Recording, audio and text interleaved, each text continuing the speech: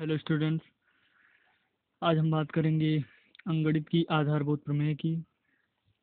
तो उससे पहले हम जान लेते हैं, एक बार रिवाइज करेंगे कि भाज्य संख्याएं और अभाज्य संख्याएं क्या होती हैं, क्योंकि इन्हीं दोनों संख्याओं पर आधारित ये पूरा टॉपिक है।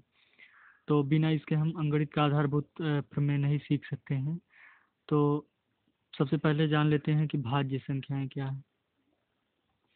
भाज्य संख्याएं ऐसी संख्याएं होती हैं जो कि दो या दो से अधिक संख्याओं से कट जाती हैं। यानी कि एग्जाम्पल लेते हैं हम कि जैसे इतना तो पता ही होगा कि हर संख्या खुद से और एक से तो जरूर कटती है।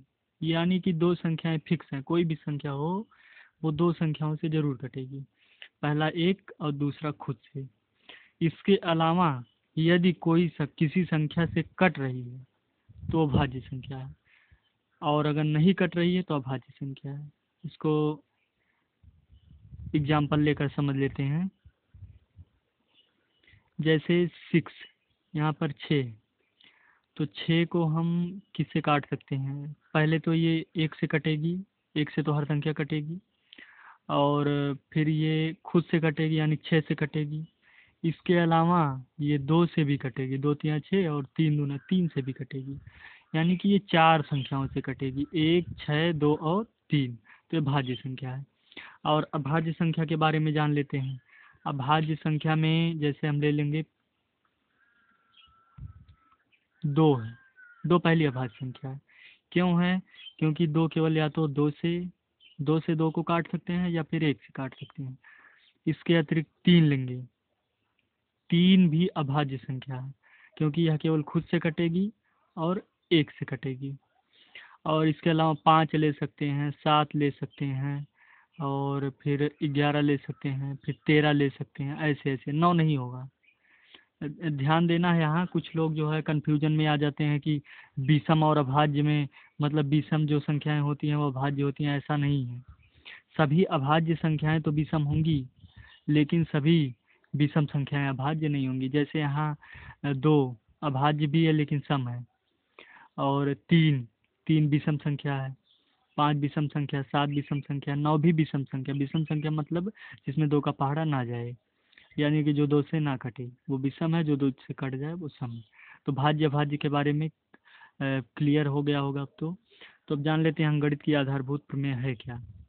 तो इसमें क्या होता है कि कोई भी भाज्य संख्या होगी तो इसका सीधा सा जानेंगे कि भाज्य संख्या को किसी भी भाज्य संख्या को अभाज्य संख्याओं के गुणनफल के रूप में लिखा जा सकता है। मतलब कि एग्जाम्पल लेकर समझ लेंगे, समझ में आ जाएगा। जैसे हम मान लेते हैं कि एक भाज्य संख्या 12 है। अब 12 को हम कैसे लिख सकते हैं, किस गुणनफल में लिख सकते हैं? तो इसको हम लिख सकते हैं, इसको किनारे कर लेंगे, जैसे लासा निकालते थे। तो यहाँ 12 और उसके बाद पहले सबसे पहले इसको 2 से काटेंगे, तो 2 छक 12 हुआ। फिर 3 से काटेंगे, अभी 2 से कटेगा, 2 से फिर दोबारा काटेंगे, दो जब तक कटेगा, 2 दूना 2 तिया 6, और फिर 3 से काटेंगे, 3 एक 3, यहाँ 2 है ये। तो 2 गुड़े 2 और गुड़े 3, 2 दूना 4 तिया 12। अब इसको लिख कैसे सकते हैं 12 को कि 2 गुड़े 2 गुड़े 3, 2 दूना 4 तिया 12। यानी कि 12 तो भाज्य है, लेकिन 2 क्या है? अभाज्य है।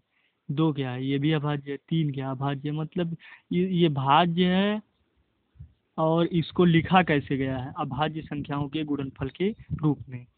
तो यही अंकगणित का आधारभूत प्रमेय है। आधारभूत मतलब एकदम एकदम बेस है, अंकगणित का बेस है। इससे अंकगणित की शुरुआत होती है, ये पहले भी पढ़ा जा चुका है। तो अब सवाल पर आते हैं।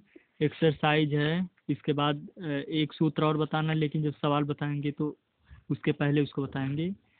प्रश्नावली 1.2 का पहला सवाल है। हम 2 सवाल बताएंगे, कुल 5 सवाल हैं इसमें, तो देख लेते हैं।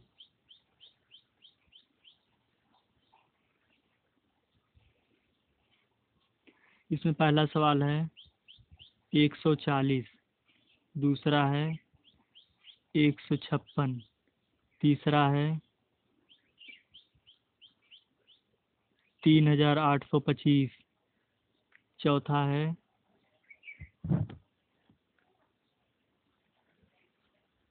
5005।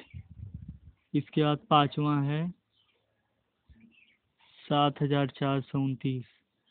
अब हम पहले का निकालेंगे और एक और निकाल लेंगे।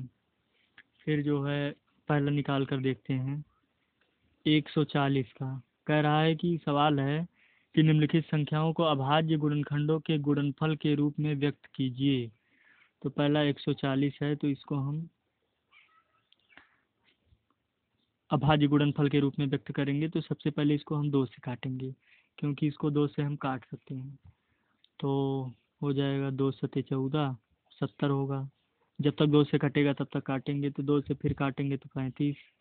फिर अब 2 से नहीं काट सकते, क्यों? क्योंकि लास्ट में 5 है। तो अब 2 से नहीं काट सकते तो 3 से काटेंगे। तो देखेंगे 3 से भी ये संख्या कटने वाली नहीं है। तो 3 से भी नहीं कटेगी, तो इसके बाद हम इसको 5 से काटेंगे। तो 5 से काटने के लिए 7 बार लिया जाएगा। 5 सत्ते 35 हुआ। फिर 7, 7 को सिर्फ 7 से ही काटा जा सकता है। तो हो जाएगा 7 एक के 7। और इस तरह से इसका भाज्य गुणनखंड आ गया, और वो है 140 बराबर हो जाएगा 2 गुणे 2 गुणे 5 गुणे 7।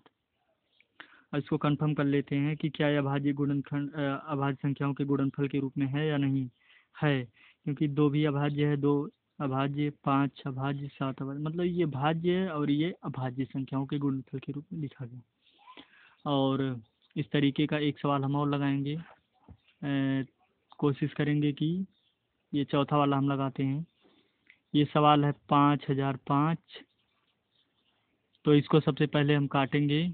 2 से तो नहीं काट सकते क्योंकि अंतिम में 5 है, और 3 से भी नहीं काट सकते क्योंकि 3 से नहीं कटेगा। जोड़ लेंगे सबको तो 5 5 नहीं कटेगा। तो इसके बाद 5 से काटेंगे तो 5 से ज़रूर कट जाएगा। ये 5 एक के 5 हो जाएगा। फिर डबल जीरो है, फिर 5 एक के 5 हो जाएगा, यानी कि 1001। अब इसको हम दोबारा देखेंगे क्या ये किसी और संख्या से कटेगी। तो शायद 11 से कट जाएगी, देख लेते हैं। तो 11 9 99, 11 से काटेंगे। 11 9 99, 99 100, तो 11 1 11 91 हो गया। और फिर इसको हम 91 को काटेंगे। 5 से नहीं काट सकते तो 7 से काटेंगे। तो 7 एक के 7, 2 9, 7 तिरिक 21 हो गया। फिर 13 एक के 13। अब इसको 5005 को लिखा जा सकता है अभाज्य संख्याओं के गुणनफल के रूप में 5 गुणे 11 गुणे 7 गुणे 13। तो यहाँ से लिख देंगे हम कि 5005 बराबर 5 गुणे 11 गुणे 7 गुणे 13, यानी कि ये अभाज्य संख्या है 5000, भाज्य संख्या 5005 है, और इसको अभाज्य संख्या 5 गुणे 11 गुणे 7 गुणे 13 में के रूप में लिख सकते हैं। तो अंकगणित के आधारभूत प्रमेय पर ही ये 5 सवाल है। 2 हमने लगाया है, बाकी खुद ही करना है। होमवर्क के रूप में है ये।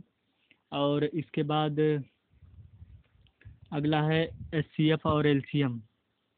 तो इसके पहले हमको इसका सूत्र बताना है। तो सूत्र इसमें बता देते हैं, सवाल इसके बाद बताएंगे।